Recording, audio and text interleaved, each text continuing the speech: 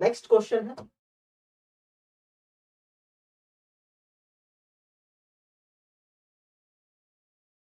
भारत में जातियों में अंबेडकर तर्क देते हैं, जाति का अर्थ है, भारत में जातियों के संदर्भ में अंबेडकर तर्क देते हैं जाति के अर्थ को लेकर। पहला, असवर्ण विवाह के ऊपर सगोत्र विवाह का अध्यारोपण होना, एक धार्मिक निषेधाज्ञा के आधार पर विशेषता, पारस्परिक प्रतिकर्षण, अप्रत्यक्ष समूह, आरोपित असमानता। भारत में जातियों के संबंध में अंबेडकर का तर्क क्या है? जाति का अर्थ है असवर्ण विवाह के ऊपर सगोत्र विवाह का अध्यारोपण होना।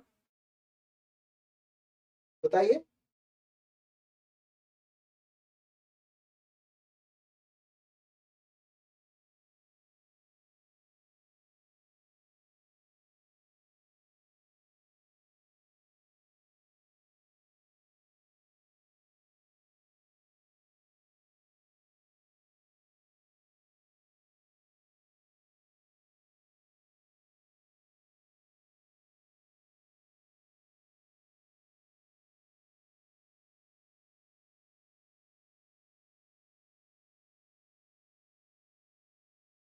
बताइए ना, कास्टिस इन इंडिया या भारत में जातियां, कोई भी एक टर्म आपका दे दिया जाए। ये किताब है डॉक्टर बी आर अम्बेडकर की, भारत में जातियां या कास्ट इंडिया, इस नाम से। ठीक है, उसके अलावा भी और किताबें उन्होंने लिखी थी, जैसे एनिहिलेशन ऑफ कास्ट के नाम से। तो अम्बेडकर को लेकर अगर और भी किसी एक और इम्पोर्टेंट जो किताब है वो है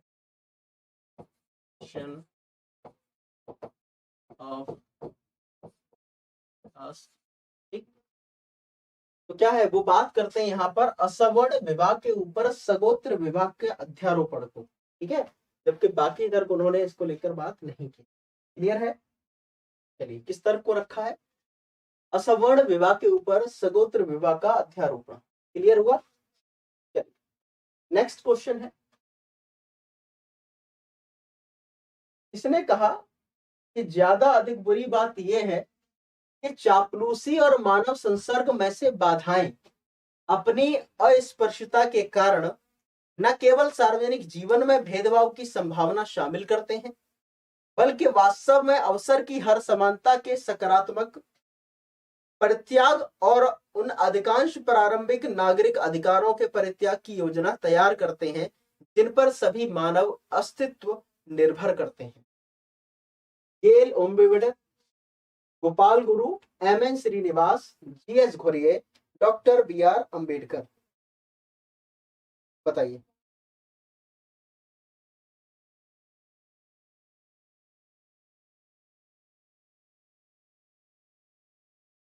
किसका स्टेटमेंट है ये?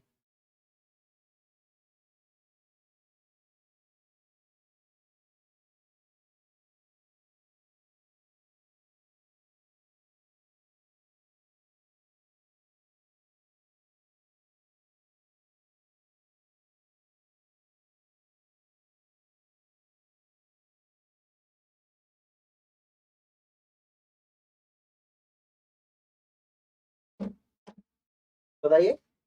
देखो, जाति के इस टर्म को देने वाले कौन? Doctor B R Ambedkar. उन्होंने कहा था कि चापलूसी और मानव संसर्ग में से बाधाएं अपनी अस्पृश्यता के कारण न केवल सार्वजनिक जीवन में भेदभाव की संभावना बढ़ाते हैं, मतलब कि चापलूसी और मानव संसर्ग में जो बाधाएं हैं वो करते क्या है कि अपनी अस्पृश्यता के कारण क्या करेंगे, सार्वजनिक जीवन में भेदभाव की संभावना में वृद्धि करते हैं, साथ ही साथ अवसर की समानता के सकारात्मक परित्याग और अधिकांश प्रारंभिक नागरिक अधिकारों के परित्याग की योजना तैयार करते हैं जिन पर के सभी मानव अस्तित्व का निर्भर है। ये समानता को लेकर बात करना, ठीक, स्पर्धा को लेकर बात करना, भेदभाव को समाप्त करने को लेकर बात करना, तभी आपको एनिहिलेशन ऑफ कास्ट नामक जो उन्होंने किताब लिखी थी वहां पर उस चीज का जिक्र आपको देखने को मिला। ठीक है, और उस किताब में उन्होंने इस टर्म को रिप्रेजेंट किया था। ठीक, क्लियर है? चलिए, कौन है? Doctor B R Ambedkar. Next है, भारत के संविधान का कौन सा अनुच्छेद अस्पृश्यता के बारे में कहता है और दृढ़ता पूर्वक स्पष्ट करता है यह स्पृश्यता समाप्त हो चुकी है और किसी भी रूप में इसका प्रयोग निषिद्ध है। ठीक है, बताइए अनटचेबिलिटी को लेकर कौन सा आर्टिकल है? चलो ऐसे भी बताओ, आर्टिकल 16, 17, 18, 19, 20, बताइए कौन सा है?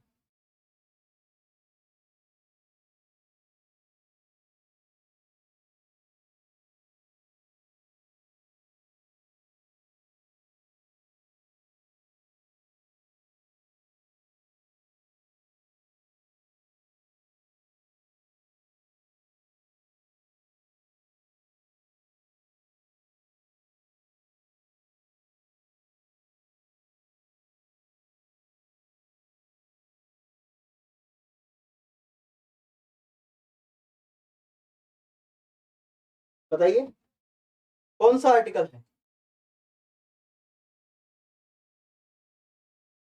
अनटचेबिलिटी को स्पष्ट करना मतलब खत्म करने को लेकर बात कौन सा आर्टिकल करता है?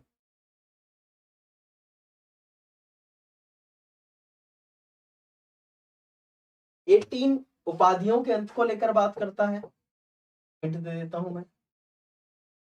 ठीक, 19 अभिव्यक्ति को लेकर बात करता है। चलो 20 का इन सब के साथ वैसे भी कोई मतलब नहीं होता। ठीक, 20 बेसिकली दंडों को लेकर बात करता है कि कोई व्यक्ति किसी अपराध के लिए तब तक दोष सिद्ध नहीं ठहराएंगे जब तक कि उसने कोई ऐसा कार्य करने के समय अपराध के तौर पर जो भी आरोपित होगा उसका अतिक्रमण ना किया हो, उसका भागी ना हो। ठीक है, तो ये 20 को लेकर बात करता है। ठीक, तो 20 भी नहीं होगा, 16 और 17 बचा। 16 लोक नियोजन को लेकर बात करता है, आंसर क्या हो जाएगा? 17 को लेकर बात करता है अस्पृश्यता के समाप्ति को लेकर, अबोलिशन ऑफ अनटचेबिलिटी। ठीक है, चलिए आंसर क्या हो जाएगा? बी आपका राइट आंसर। नेक्स्ट क्वेश्चन है,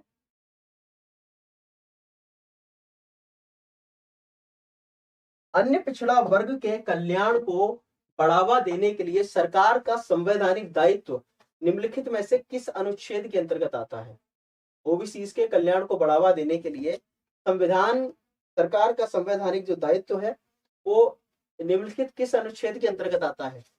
340(1), 340(b) और 16(1), 340(1), 340(2) और 16 का भाग 2, 340 का भाग 1, 340 का भाग 2 एंड 16 का 3, 341, 342 और 16(4), 341, 342 और 16 का भाग संख्या 5, ओबीसी को लेकर। अन्य पिछड़ा वर्ग को लेकर के कल्याण को बढ़ावा देने का सरकार का संवैधानिक दायित्व किसके तहत है? बताइए।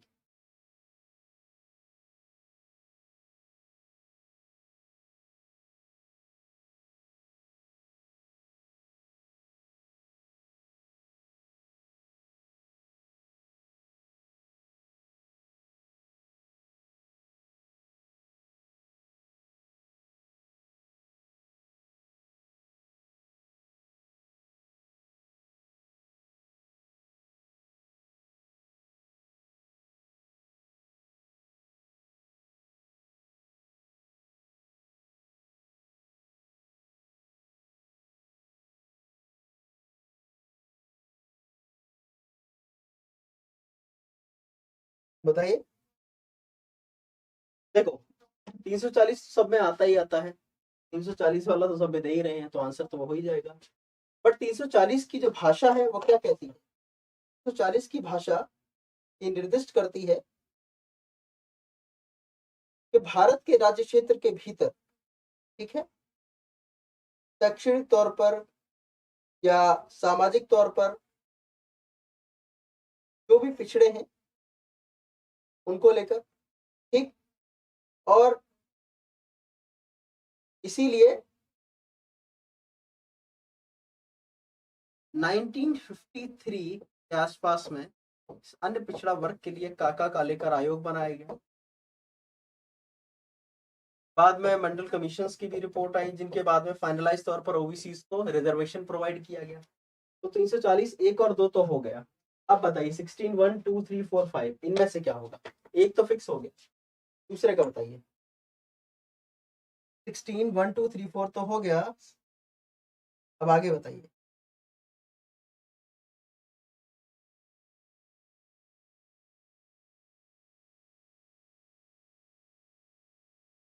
क्या होगा?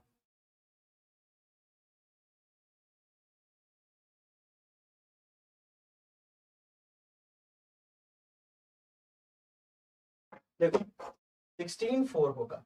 यहाँ पर बात की गई थी कि जहां पर प्रतिनिधित्व की कमी है, ठीक है, मतलब कि राज्य सरकारें अपने नागरिकों को उन सभी पिछड़े वर्ग के पक्ष में नियुक्तियों या पदों में आरक्षण हेतु प्रावधान कर सकती हैं जिनका राज्य की राय में राज्य की जो अधीन सेवाएं हैं उनमें पर्याप्त प्रतिनिधित्व नहीं है।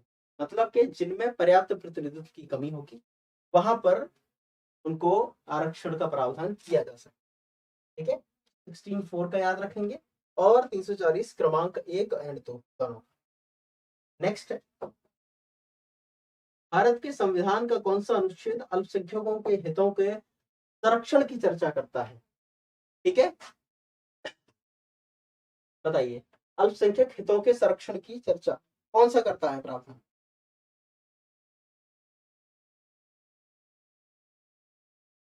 अल्पसंख्यक हितों की रक्षा कौन सा करता है, तो प्रावधान दिया गया है?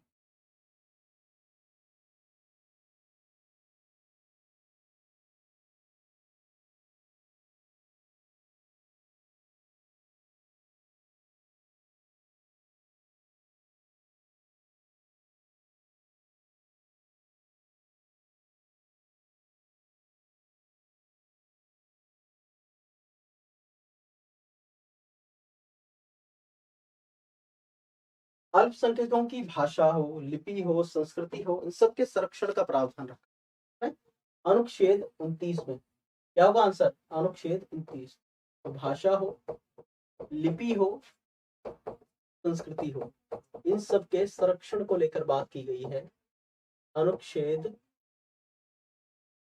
29 में। क्लियर है? अल्पसंख्यकों के हितों को लेकर। नेक्स्ट है, भारत के संविधान का कौन सा अनुच्छेद लोकसभा में एंग्लो इंडियन, ठीक है, या आंग्ल भारतीय समुदाय के प्रतिनिधित्व की चर्चा करता है? पहला ऑप्शन है 303, अनुच्छेद 330, अनुच्छेद 332, अनुच्छेद 334, अनुच्छेद 336 और अनुच्छेद 338। बताइए कौन सा अनुच्छेद लोकसभा में आंग्ल भारतीय समुदाय के प्रतिनिधित्व की चर्चा करता है?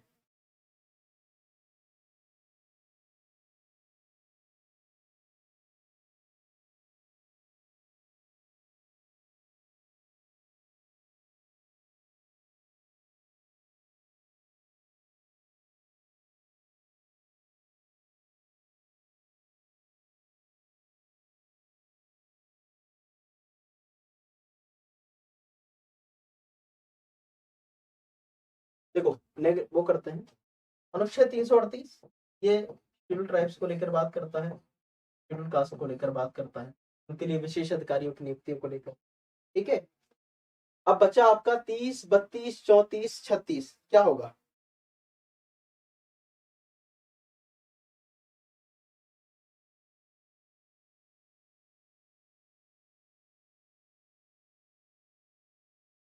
बताइए। 332 भी काट लो, ये भी ये बात करता है विधानसभा में आरक्षण को लेकर। ठीक, ये भी कट गया। अब बचा 34 और 36।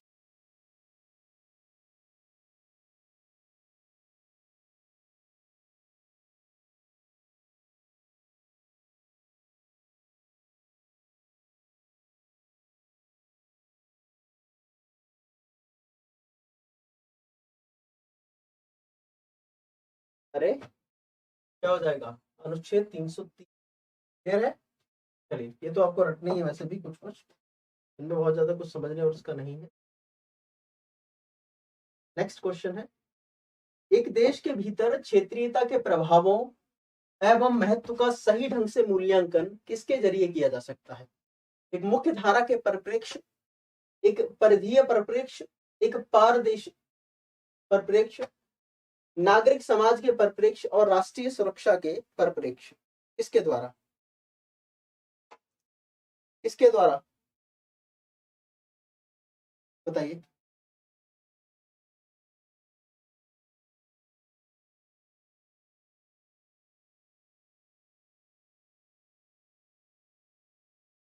किसके द्वारा बताइए। एक देश के भीतर क्षेत्रीयता के प्रभावों एवं महत्व का सही ढंग से मूल्यांकन इसके जरिए किया जा सकता है।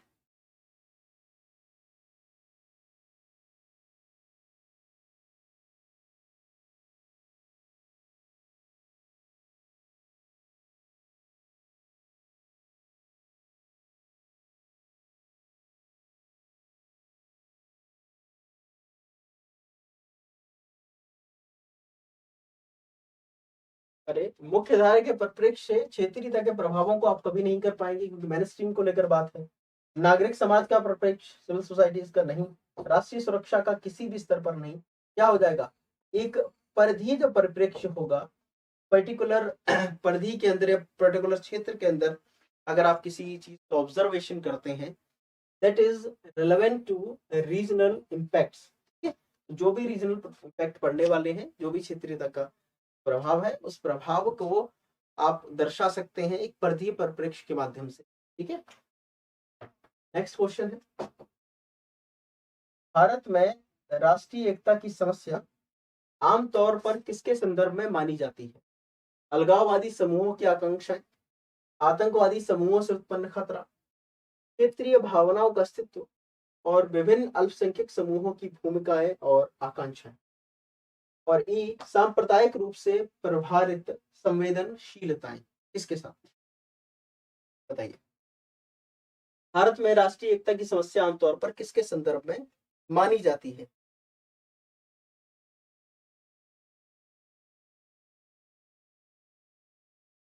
राष्ट्रीय एकता की समस्या को लेकर अगर हम बात करें, तो राष्ट्रीय एकता की समस्या किस चीज पर आके जुड़ती है? अगर मैं बात करूं कि राष्ट्रीय एकता को खतरा है किन चीजों से, अलगाववादी घटनाएं, जाहिर सी बात है उनसे खतरा है।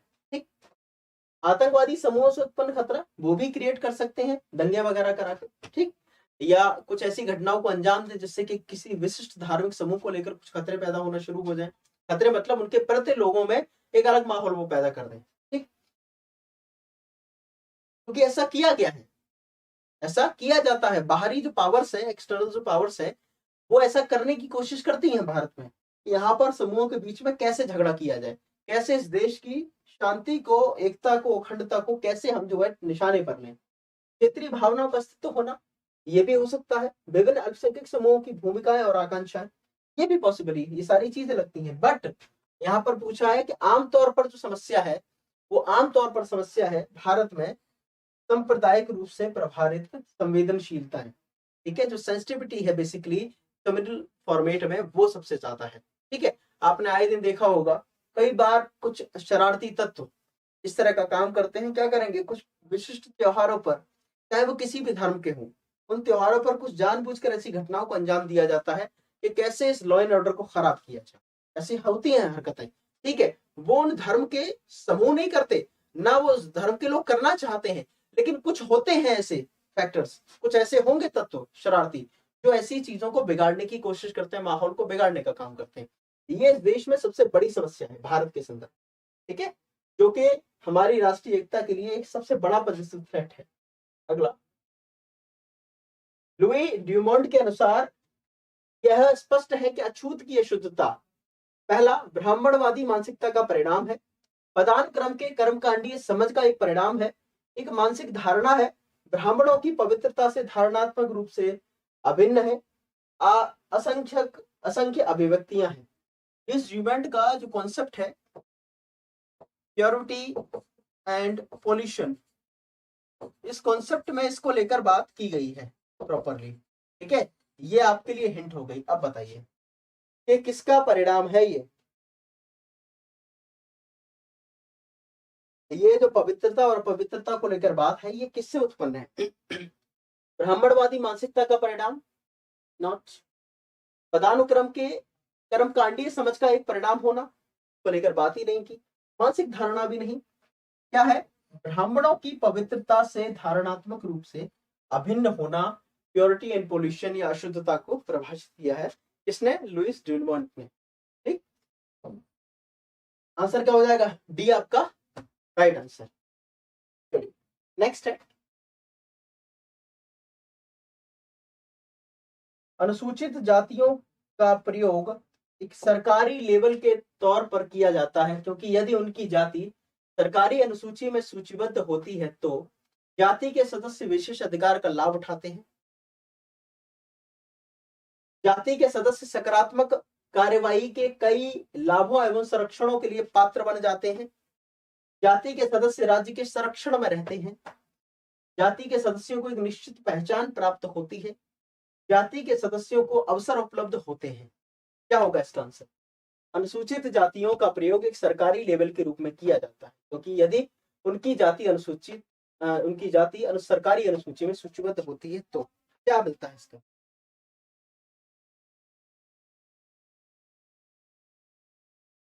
देखिए, यहां पर विशेष अधिकार का लाभ होना, दैट इज नॉट।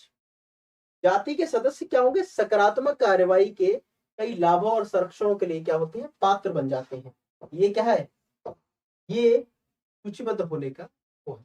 ठीक, जबकि संरक्षण में रहना हो, सदस्यों को निश्चित पहचान प्राप्त करना, अवसर उपलब्ध होना, ये सब नहीं है। सबसे आइडियल जो इसका आंसर है वो क्या होगा? वो जाति के सदस्य सकारात्मक कार्यवाही के लाभों और संरक्षणों के लिए पात्र बन जाते हैं, एलिजिबिलिटी कंडीशंस में आ जाते हैं।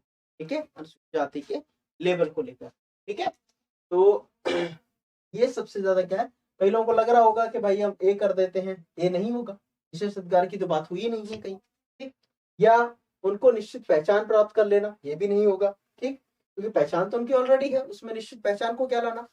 दूसरा, जाति के सदस्य राज्य के संरक्षण में रहते हैं, ऐसा भी कोई व्यवस्था मौजूद नहीं। दूसरा, जाति के सदस्यों को अवसर उपलब्ध होते हैं, ये भी कुछ नहीं। ठीक, चलिए नेक्स्ट है, आदिवासी समाज में गतिविधियों और राष्ट्रीय स्वयंसेवक संघ तथा विश्व हिंदी परिषद जैसे संगठनों द्वारा प्रचार उत्पन्न किया जाता है। पहला, आदिवासी समूहों के बीच शत्रुता, जनजातियों का मुख्य धारा से अन्य संक्रमण, मुख्य धारा में आदिवासियों के एकीकरण के लिए अनुकूल परिस्थितियों, उनके लिए महान भ्रम और संघर्ष, उनके समाज के भीतर प्रगतिशील और प्रबुद्ध हिस्से। बताइए।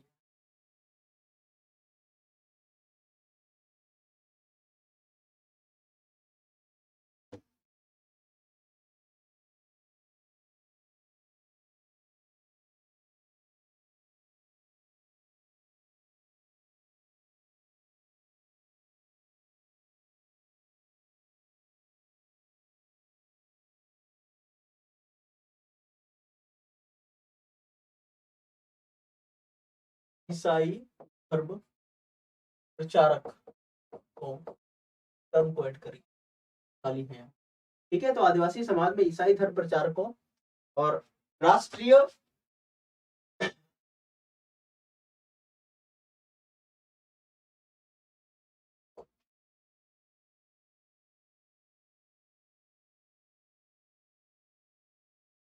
स्वयंसेवक संघ और विश्व हिंदू परिषद के द्वारा कैसी स्थिति उत्पन्न हो रही, तो क्या होगा? महान भ्रम और संघर्ष जैसी स्थिति मौजूद रहती है। ऐसी महान भ्रम और संघर्ष जैसी स्थिति उनके सामने निकल कर आती है। आंसर क्या हो जाएगा? ये आपका राइट आंसर। नेक्स्ट क्वेश्चन है,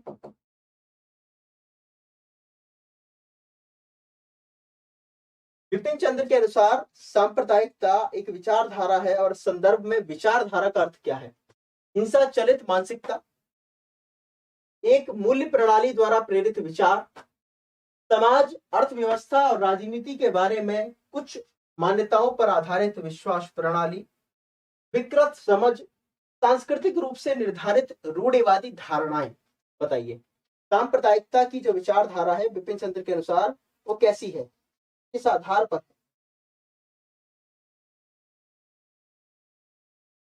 हिंसा चलित मानसिकता एक मूल्य प्रणाली द्वारा प्रेरित विचार नहीं होगा। विकृत समझ का होना यह भी परिभाषा से अलग एकदम परे है। सांस्कृतिक रूप से निर्धारित रूढ़िवाद धारणा ये भी नहीं। दो चीजें पॉसिबली हो सकती हैं, बट हिंसा जनित मानसिकता को लेकर तो बात ही नहीं की है। तो क्या है, एक ऐसे समाज की स्थिति को बनना या एक ऐसी समाज जिसमें या एक ऐसी स्थिति जहां समाज अर्थव्यवस्था और राजनीति के बारे में कुछ मान्यताओं पर आधारित विश्वास प्रणाली को हम क्या कहते हैं, सांप्रदायिकता की एक विचारधारा। ठीक है, नेक्स्ट क्वेश्चन है, जाति विकलांगता निष्कासन अधिनियम किस वर्ष पारित किया गया? जाति विकलांगता निष्कासन अधिनियम किस वर्ष पारित किया गया, बताइए।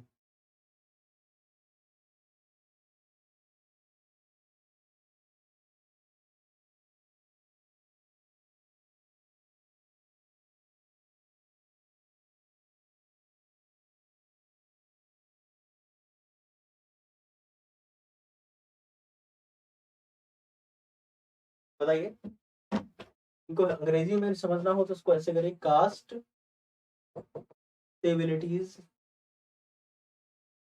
रिमूवल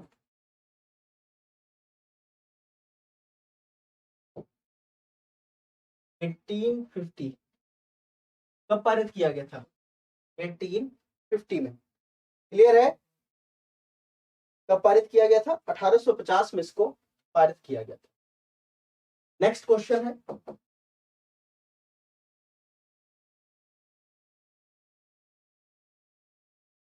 कौन सा अनुच्छेद अनुसूचित जनजाति के कल्याण को बढ़ावा देने के लिए और उनके लिए एक बेहतर प्रशासन प्रदान करने हेतु राज्य सरकारों को केंद्र सरकार द्वारा विशेष राशि की स्वीकृति प्रदान करने का प्रावधान करता है?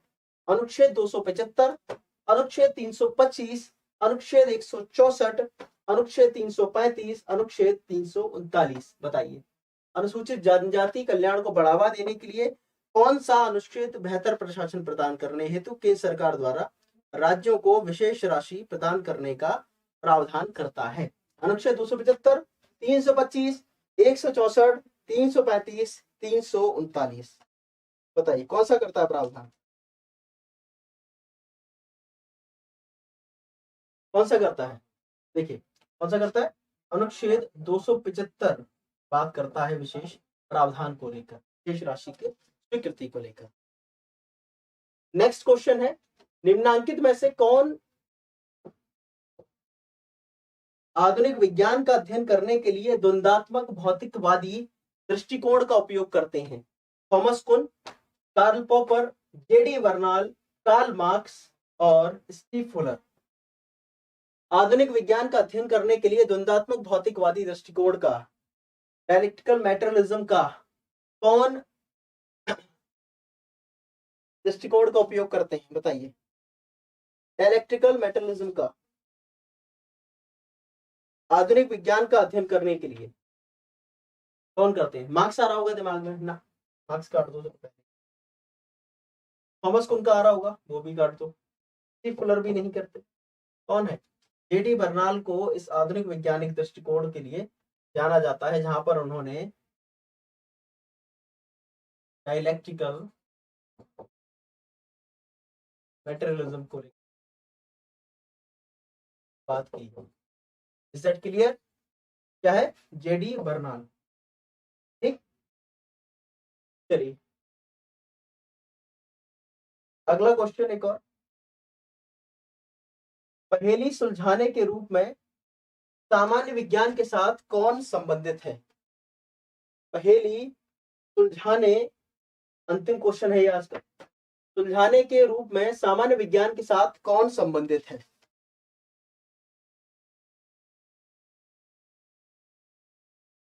Thomas N Kuhn, Karl Popper, David Hardiman, Steve Fuller, Paul Feyerabend. बताइए।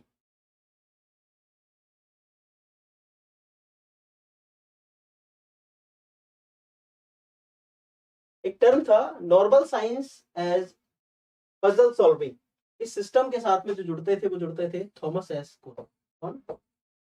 Normal science puzzle solving. ठीक है, चलिए तो आज का ये आपका आखिरी क्वेश्चन था। इसके अलावा वही आपकी क्लासेस 1 to 2 PM डेली और एप्लीकेशन। ठीक है, सोशियोलॉजी की जो भी क्लासेस सारी एप्लीकेशन।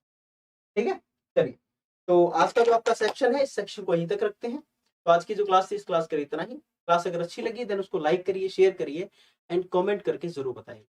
साथ ही साथ में आफ्टर द क्लास कमेंट करके जरूर बताइए कैसी लगी आपको क्लास। उसके अलावा जिनको पेड कोर्सेज में एनरोल होना है देन आप नीचे आफ्टर द क्लास कमेंट कर सकते हैं। ठीक है, चलिए तो आज की इस क्लास के लिए इतना ही। तब तक के लिए धन्यवाद, बाय बाय, टेक केयर।